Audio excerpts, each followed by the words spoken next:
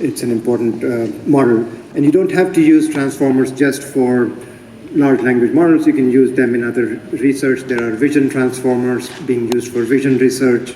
Anytime you need to have attention or pay attention to other aspects of your input, its transformer architecture is useful. So just wanted to make sure that you understood that transformer is integral part of LLM, but it doesn't have to be used only with LLM. You can use them for other purposes as well.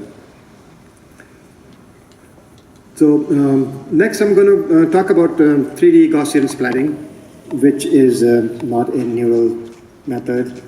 It's an optimization, but because it's cool and nice, we will cover it here.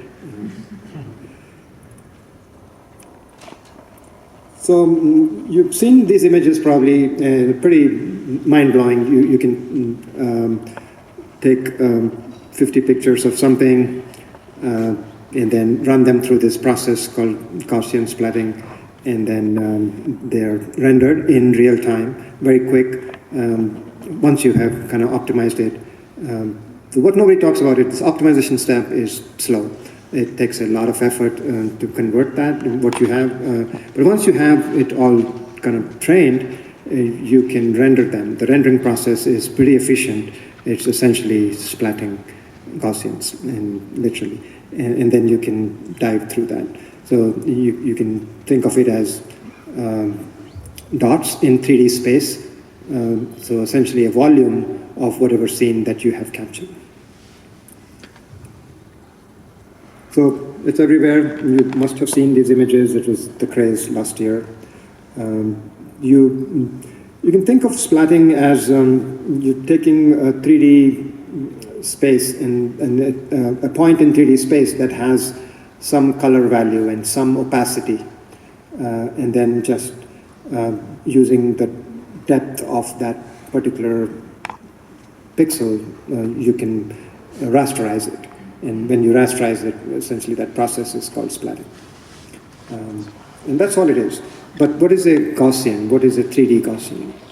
So I said a point in 3D space, but think of it as essentially as a Gaussian.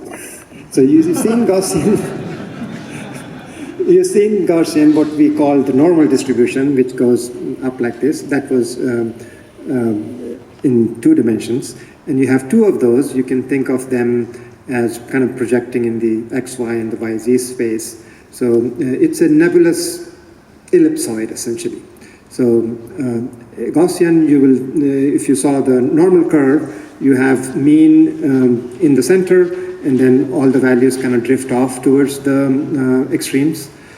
Similarly, think of it as a 3D ellipsoid, where it has the highest opacity in the center, but then it drifts off, kind of nice cloud-like thing towards the extremes. The reason it's important is mathematically, this Gaussian is defined everywhere. So you can sample it way outside its influence. There's some, however unlikely, it has a value at basically any point in space. So, which means it is differentiable, it's continuous, and we can kind of train that in using gradient descent and methods similar to that. So that's why we use the Gaussians. So rasterization we talked about is just a way of rendering these.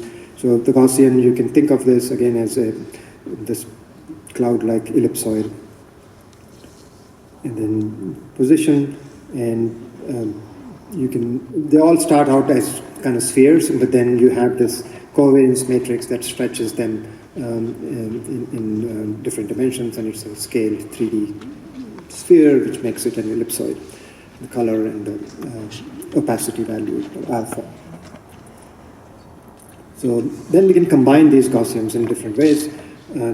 So at any point in space, you have a volume where it might have a different color, different opacity, but if you kind of think of it like shooting a ray through this set of Gaussians, you would start collecting along this ray the color values according to the opacity, you would multiply them and splat them onto the screen space. So it's essentially like raycasting, but you're taking into account the opacity along the way. So, and then because it's a simple rasterization process, it can be very fast. You can render millions of these in real time. And if you haven't seen these Gaussians, if you go zoom into them, you can actually see each of those. They're rasterized still, but you can actually see them. And then you can rotate around and look at that. So it's fast to render, it's a pretty cool technique. So the way things work, you take a lot of pictures of the object or the scene that you want to convert to a Gaussian splat. And there is this process called structure from motion. And what it does, it converts things to a point cloud. And this is a classic method of taking pictures of multiple angles and views. You essentially try to project them on and then convert them to point clouds. So we've been doing this for years in the 3D community. So this is the process that kind of creates the point cloud. And then you convert those point cloud to Gaussians, and then you train these. So what we have is an image from each of these angles. So that's going to be your loss. So we try to basically train this process. Again, there's no neural network, so it's just an optimization, which means it is, in neural network terms or machine learning terms, you would call it overtraining. So we're fitting to this one particular scene. It will not generalize, it won't be able to generalize to other scenes, but because you're overtraining. So there's no neural network involved. You just calculate the loss based on the difference between the ground truth and the rasterized image. So because when you take those images, at that time you would also capture what position the camera was when you took that image. So you know something about the camera, and you can use those to reconstruct or try to reconstruct the image from that point of view, and that would be a reconstructed image. And then you have the original image, you compute the loss, and then you train it. That's again gradient descent, but not neural networks. And that's it. So that's all there is. Any questions and questions for that? It is pretty cool. It is time consuming to train. And related to Gaussian splat, and it's kind of remarkable that both these techniques came out in the same year, is the NERF, so, which are neural. So NERF is neural radiance fields. So this follows a traditional volume rendering raycasting approach, where you think of your scene as a volume. And you do the same thing as what we do in Gaussian splatting. You take multiple images of your scene, and then you encode each of these pixels, essentially. And you can think of it as trying to see how would these images have come about if we had a volume in 3D space and took these pictures. So it's trying to reverse that process. And what is cool about it is that the network itself is pretty small, and what is the main part of that is there is a differentiable implementation of volume rendering or raycasting in this process. So remember what I said was earlier, there is, when you train a neural network, everything that you do in there needs to be differentiable so we can backpropagate the losses. What is cool is that it doesn't have to be a neural network. You can attach any differentiable process along the way, and it still works because it's differentiable. You can propagate the losses back. So what they did was they have a small neural network in MLP, and then you basically attach to the output of it entire volume render, which is pretty cool. And they have a differentiable version of it. And then you basically say, what if this image came via a process of volume rendering or ray casting operation? So essentially what you're doing is you're shooting a ray, again, similar to Gaussian's plan. Imagine shooting a ray through your viewpoint into the scene, and you're actually doing the ray casting this time, and then you're accumulating at each point the pixel value, and then reconstructing that scene, and then you compare it to the image. So that's the whole process. So there are some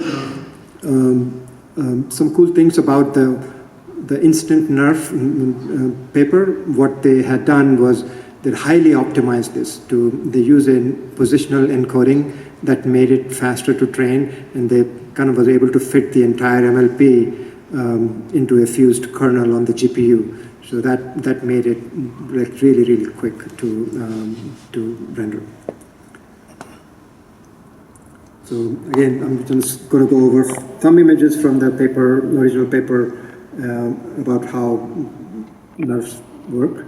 Again, same idea. You take a bunch of pictures, optimize it through a volume rendering process, and then you can render it from pretty much any view. So as usual, the more images you have, the better reconstruction you will get, but then more data you have to deal with. So NERFs are also overtraining, essentially. They will approximate a view, novel view, but it's only applicable to that particular scene. And that's why they're able to get away with using a simple MLP. So again, what they do is they take each of these points and then some kind of encoding for that. You have location and a view direction, and then you render it through some volume rendering process, and then you just train it using that. And this is the ray casting process where you can essentially shoot a ray and then accumulate the color and the opacity.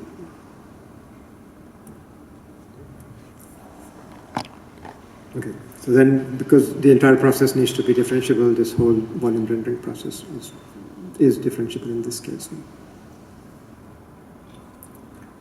Any questions on nerves?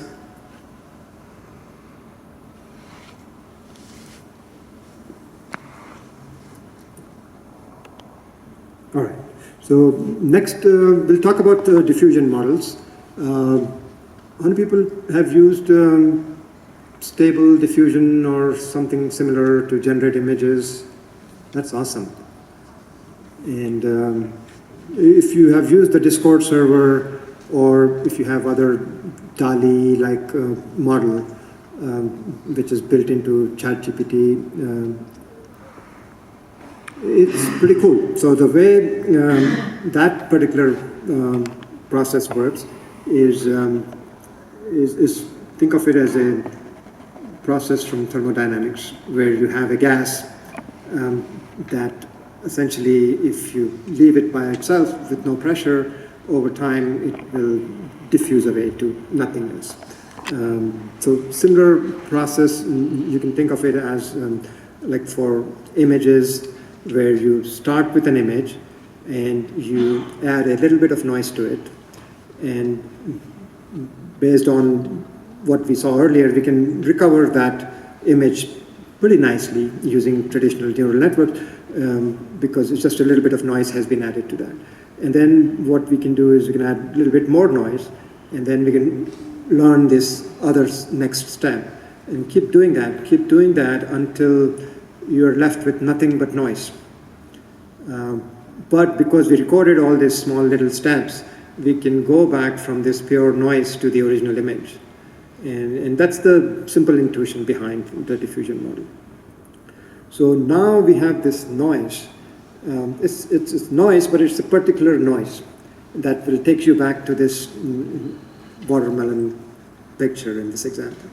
And what we can do is we can change this noise slightly, and it will go to some other image. And we train it with a bunch of images, and each of them kind of goes to some certain noise, but then now we just start with noise and we can recover back an original image, or we can get an image that is similar to the original image, right? Because it's just noise and we can change it slightly.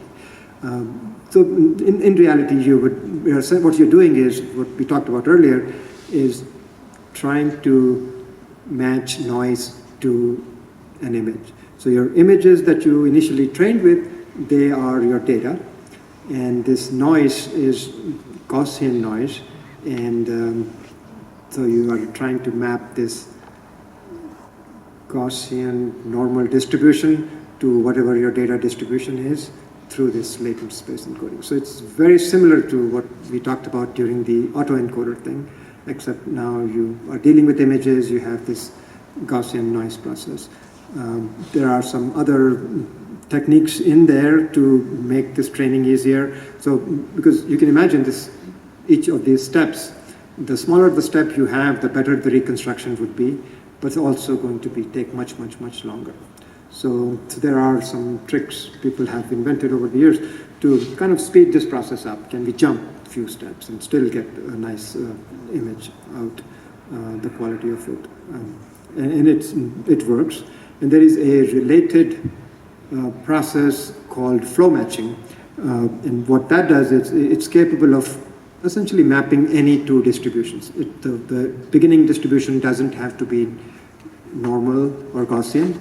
It could be any kind of distribution, and it will try to match it to the data by using a process called normalizing flows. And you can do this flow matching where you follow this vector and then try to just go from one distribution sample to the other distribution sample. So overall, you basically come up with this mapping from one distribution to the other. And that is a process very similar to diffusion, but it allows the source distribution to be arbitrary rather than to be normal. So again, read the papers, they will write something like this. It's the same process that we explained, that you go from noise to the image, and there is a reverse process. There is a small time step t that you take that you can nicely recover from one step to the other, and if you follow the process from the beginning, taking these small steps, you can generate or recover an image. And then once you learn that, then you can put in basically any noise that is close enough to the original noise, and it will give you back an image from the distribution. So again, more math. All it is saying is that this noise is normally distributed.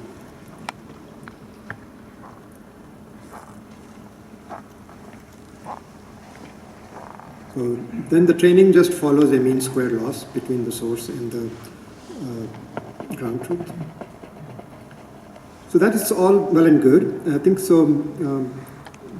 Once you can generate from noise an image, but that's not how you have used diffusion models. You have type text. You say something, give me an image of a monkey, and it will give you some image of a monkey. So how does that happen? So you're not dealing with noise, so you're not doing that. So that all happens internally in these apps.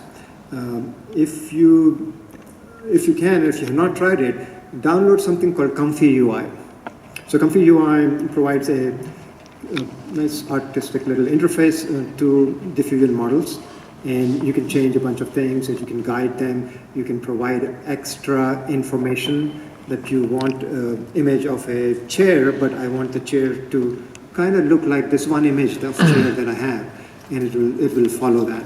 Or you can provide a depth conditioning, or you can say, okay, I want to create an image which has this structure, where the chair is this far away, this has this depth structure, and the bed is laid out like this, and the table is in this corner. So it will condition it on those inputs that you're providing, and will still generate a pretty convincing image. So play with Comfy UI, it's pretty cool. It's kind of set up like a node network where you can change different attributes of different setups. So what happens under the hood is, so I'll give you an example from DALL-E. It's similar for stable diffusion as well, that you can type this text and it will generate an image. So when you look at what DALI 2 is made up of, it's not just a diffusion model, but there is something else called a clip model. The clip model is something called contrastive language image pre-training. It's a pretty cool thing. What it has done is it has associated text with images, and not just associated, but also like Mia showed about the king and the queen and those axes.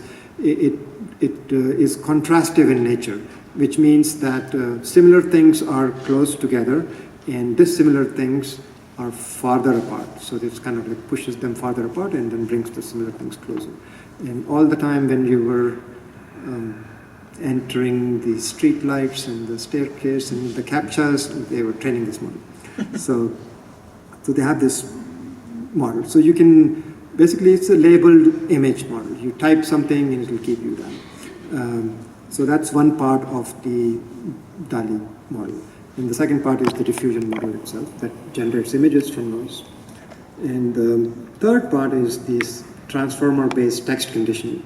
So it can generate images based on text encoding. So you type some text, it will encode it, and then it can generate images. And it's all, when we combine these three things, you type something, it gets converted to an image because of this clip model, and then that is given as a conditioning to the diffusion model to generate images similar to that. So that's how these diffusion models work in reality. This is the architecture for the clip model. There's the transformer. So somewhere in this process, what you do is you take the text that you have typed, and then it is encoded, and then you can condition your transformation from noise to the image based on the text you type.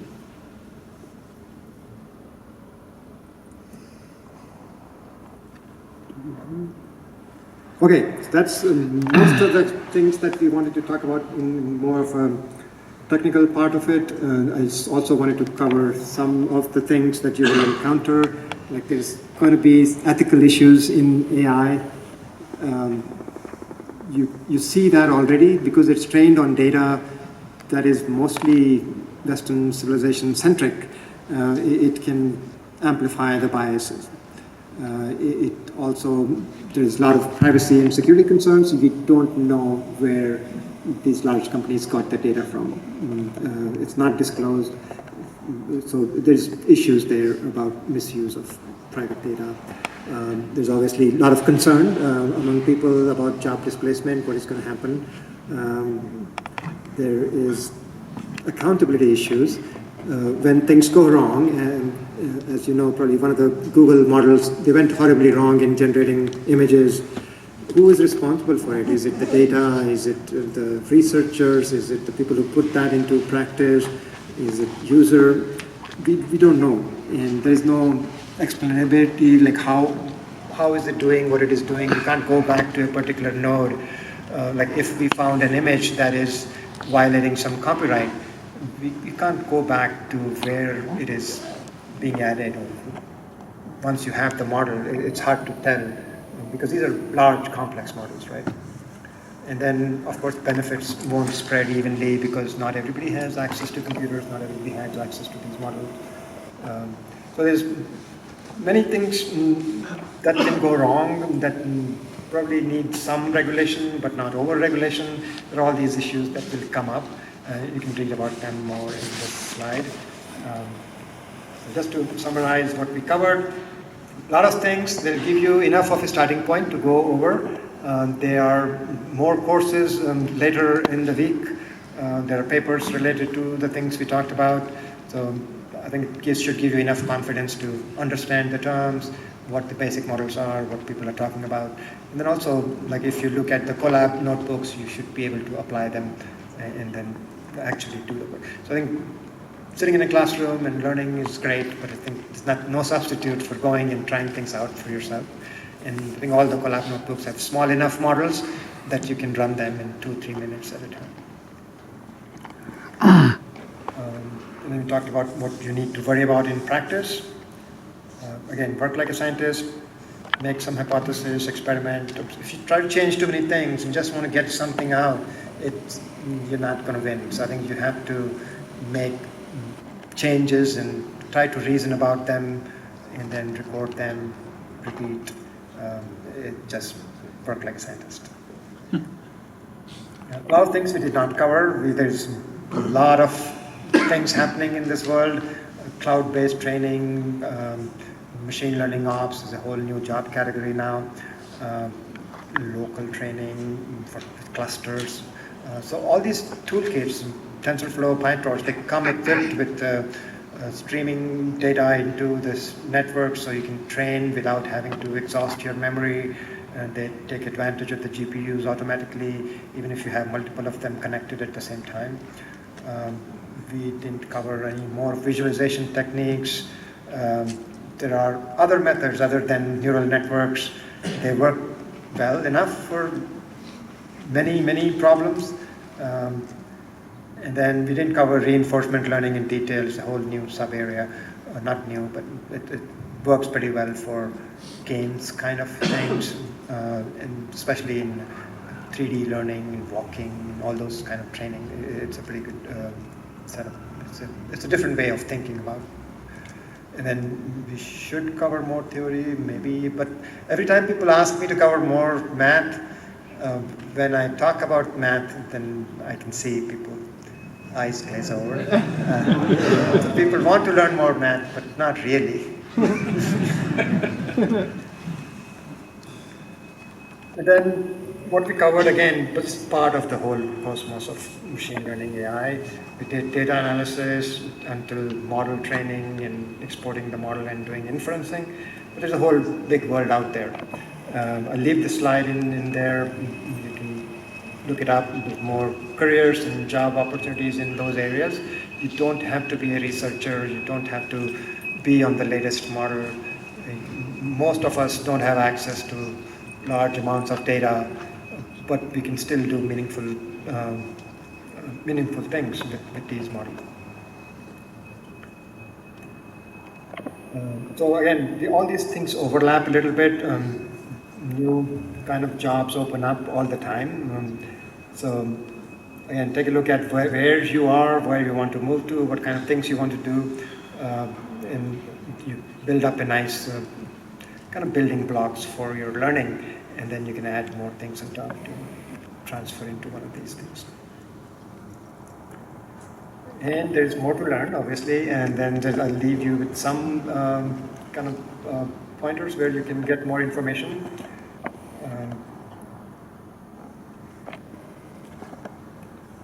And then this is just an ad for myself.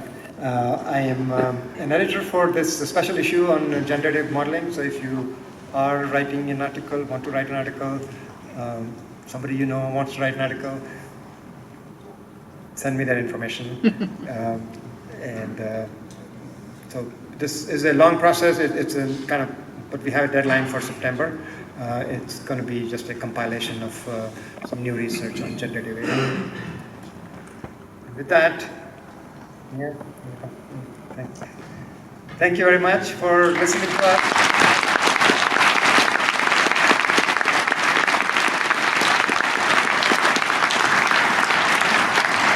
We have time for questions, so I think I want to answer to those questions about any of this material or anything else. I have one question for you. If you feed Perlin noise into a diffusion model, do you get Perlin back out? Perlin noise to diffusion model, is it differentiable?